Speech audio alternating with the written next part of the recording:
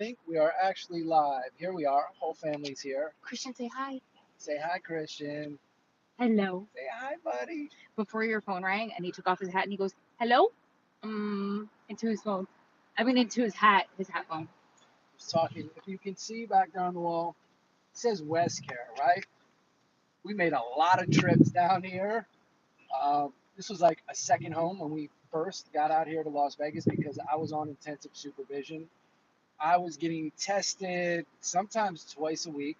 We live on the opposite end of town, so it was like 30 minutes away. Sometimes like back-to-back days too. Yeah. You just had to call. I didn't have a license. I mean, it was ridiculous. So having to come down here and get drug tested, got very familiar with this place. When we opened the staffing agency, they were quick to ask us to come over to help support them, to work with all of the clients that come through here, because a large percentage of the people coming out of prison end up coming through here. Sometimes by choice, sometimes court mandated. But really, this isn't a place that people naturally choose because it's a shithole, right? It's a dump. Like, this is not where you want to be. This is where you come when you have no other options. That's what happens when you don't have insurance. And for the last 20 plus years, 25 years, I haven't had insurance, which is why when my knee got blown out in prison, they didn't fix it, which has led to all sorts of other issues that I'm continuing to deal with. Thankfully, I now have insurance, only as of recently, because even when I was self-employed, I couldn't afford the coverage. Thankfully, Ro, through her job, was able to keep her and CJ covered. Yeah, but it's really bad. That's the only way that we made it through. But it's also really sad because we couldn't afford. Louder. It's also really sad because we couldn't afford, despite us being legally married and you could get on my insurance, we couldn't afford it. Yeah. I mean, insurance is just ridiculously expensive, right? So for anyone doing their homework out there, and believe me, I'm one to always tell you, go check your sources. Don't take someone's word for it. Don't believe everything that people say online. Go do your homework. It's called the Medicaid unwinding, which happened in December of last year. It took effect April 1st. All these poor people who have Medicaid might be you. You might not have it anymore because the government pulled that out. And that was the safety net, right? But what they did was they took that money and they put it towards private health care coverage, which potentially is a good thing. If enough people go and get signed up, you can get government subsidies that actually pay We're not going up right now, but high you want quality water? health care. Now, some people are saying that that's not a good thing to have high quality health care where you get to choose not only where you get your physical exams, but if you need assistance with medications, with treatment that you want, you don't end up in a shithole like this, which is the place of last resort. Believe me, if you look around here, or mandatory. Nobody's here because they want to be here, right? So it's important to have options. The reason why I bring this up is because recently I've made this my personal mission. I'm working with DOCs all across the country to try and get people signed up 30 days in advance of their release so that when they do walk out the door, they have health care coverage. They don't get stuck coming to a place like this because they don't have insurance. That, or we just had to take a drive to Arizona. It's a 4-hour drive, 5-hour drive. We got stuck in an hour of traffic. Adam was in absolutely excruciating pain most of the drive because he slipped discs in prison, has not had a chance to get them fixed. Of course, couldn't get them fixed in prison. I'm kind of grateful you can get them fixed in prison because I don't know what they would have done to your back. But since being released, you haven't had the option to get on insurance. We couldn't afford it. And so the fact that you had to sit there in excruciating pain almost 3 years after being released from prison because we couldn't afford health insurance is absolutely disgusting to me. And that's why we're making it. Adam made it his personal mission. I'm making it my mission to help loved ones of the incarcerated to get this, because you shouldn't have to worry about not having your basic level needs met, such as medications, such as injuries that are lingering, that are causing you excruciating pain, to be fixed or anything like that if you can't afford it. Absolutely not. I think that it's just disturbing and disgusting.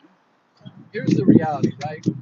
If you go to the hospital and you don't have insurance, or if you have Medicaid, what's the first thing they ask you when you get there? Can I see your health care coverage? Can I see your insurance card? And if you don't have it, or if you have Medicaid, by law, all they have to do is triage you, which means if you're bleeding out, they'll stop the bleeding, but they're not going to do anything else for you. That's the unfortunate reality. How many people die waiting? What was, I don't remember. Go ahead. How many people die waiting what? 30 days after, I don't remember the exact statistic. Just go. Just talk.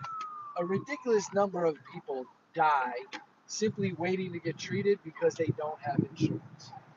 That's a reality, right? So the organization that I joined recently, Social Profit Corrections, is on a mission to transform the culture within prisons. One of the ways that we're doing that is making sure that that transition from inside to out is smooth. Part of that is us being able to offer insurance, which means when you walk out the door, you can get medications. All those meds that you were getting on the inside to keep you balanced, you're still going to get those because they give you like a 3-day supply, which runs out pretty quick. And most people from that point, are forced to find it somewhere on the street to get their meds however they can get them. That's not healthy either, right? If you need mental health services, if you need treatment for your substance, misuse issues, those things should be available to you. You should have insurance for that. That just makes sense. That's what I'm doing with this organization. Rose helping out to make sure that families and others on the outside are also able to have that same coverage. I don't know why anybody would beef against that. That doesn't make any sense to me. And here's a note. If you go on the group's website, the first thing that they show you is the Medicaid unwinding. That everyone that they are serving who's either on Medicaid or doesn't have coverage should look into the options on getting covered.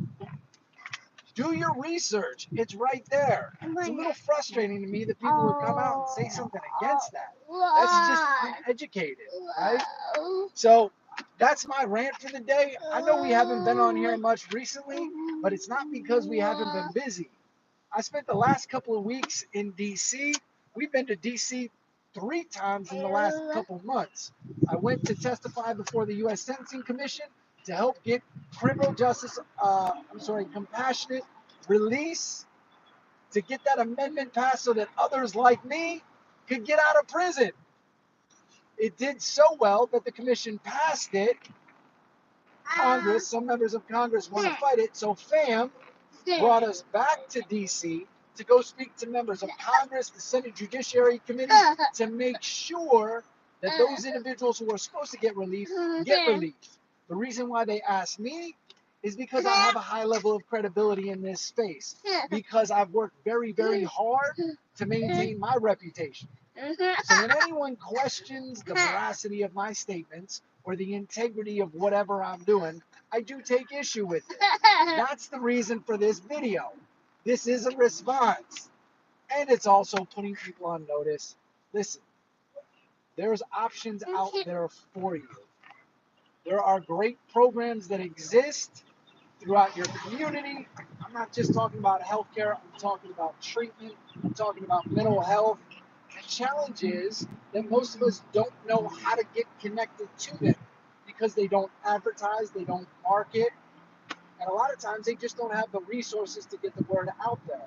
So it's important when you do know of something of value, tell people about it. Don't tell people what's wrong. Tell people where they can get some help, where they can get some assistance, right? We need more credible sources out here. We need more people making connections instead of trying to divide people. That's what I'm here to advocate for. Bro, you got anything else you want to add? That's it. That's it. CJ, what do you say?